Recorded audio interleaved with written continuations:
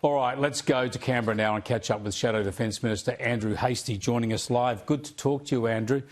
I want to stick on matters in your portfolio. We'll come to the tax issues later with Angus Taylor. But Antony Blinken, the US Secretary of State, is in the Middle East at the moment, again trying to broker a truce between Israel and Hamas.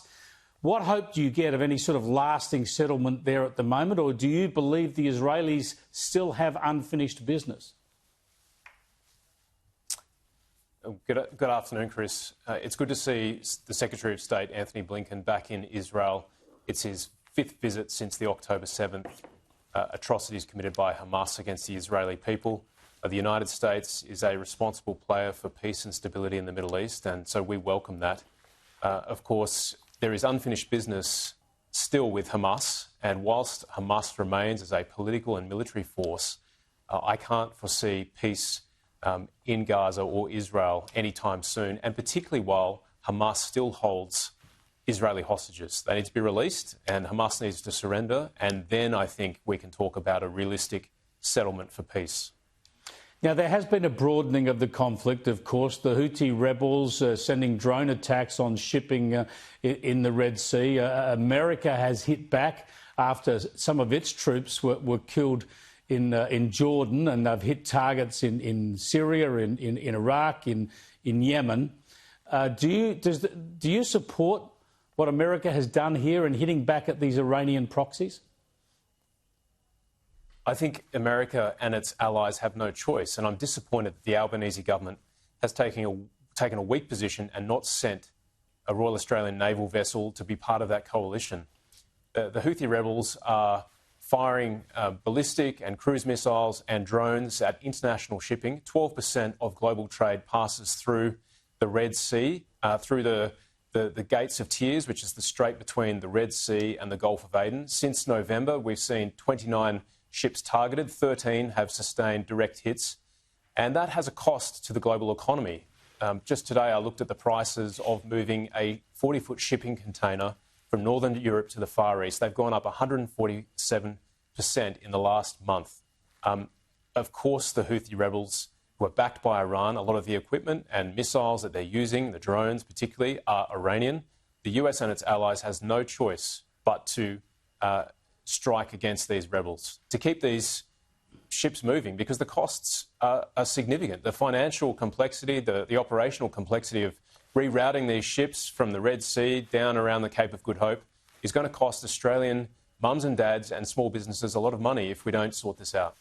It does seem extraordinary that Australia rejected a request from the US to be part of the naval response there. There was speculation at the time that perhaps we didn't have the capability. I noticed that Vice Admiral Mark Hammond has rejected that. He says the Navy could send a vessel there, that it was obviously a political decision.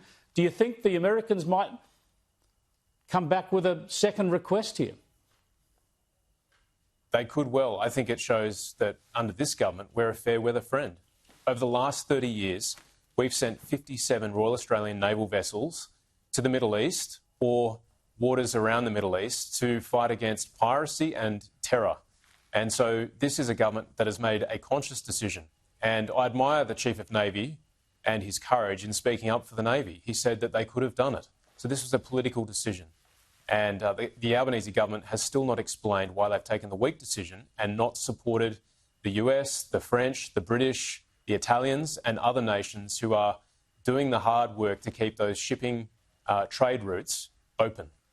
Now, there are a lot of concerns about our defence capability. One hole has been plugged today because we've got our Taipan helicopters out of action, and the government's managed to lease some UK Black Hawks coming here soon. Here's Defence Minister Richard Marles today.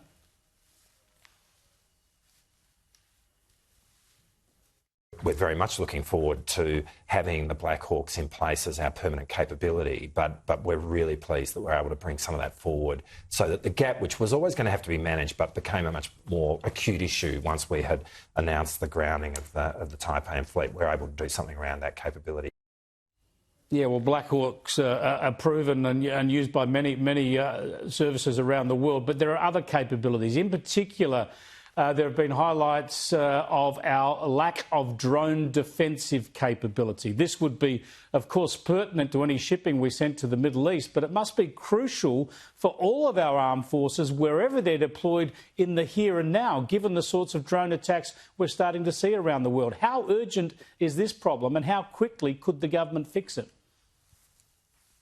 Well, Chris, 2 points. Very quickly on the Black Hawks, we welcome the accelerated acceptance of Black Hawk into service and the UK training helicopters that will come with them. That was a decision that Peter Dutton took as the Minister for Defence, and we're glad that the Labor government is moving on that because we do need those helicopters in service. The second point is drones are becoming a critical part of any military capability for the Australian Defence Force. And we've seen in Ukraine and we've seen in Israel how drones are. We're seeing what the Houthi rebels are doing with drones. If you think about the Shahed 136, which is a drone that is being used by Houthi rebels to target ships, it has a range of 2.5 kilometres. It uses a piston engine. It's what we call a loitering munition, so it can take off with a 50-kilo warhead, fly to a target, and then commence its attack. And it's very hard to defend against. It costs about $200,000. So you can imagine what the Australian defence industry could do if we turned our mind to it and started building some of these drones ourselves. There are businesses in Australia who have exported drones to our Ukrainian friends to support their war effort. But this is something that we need to get on top of, and that's why we'll be seeking the government move on this quickly. Yeah, post haste. Thanks for joining us, Andrew. I appreciate it. Andrew Hastie there, the Shadow Defence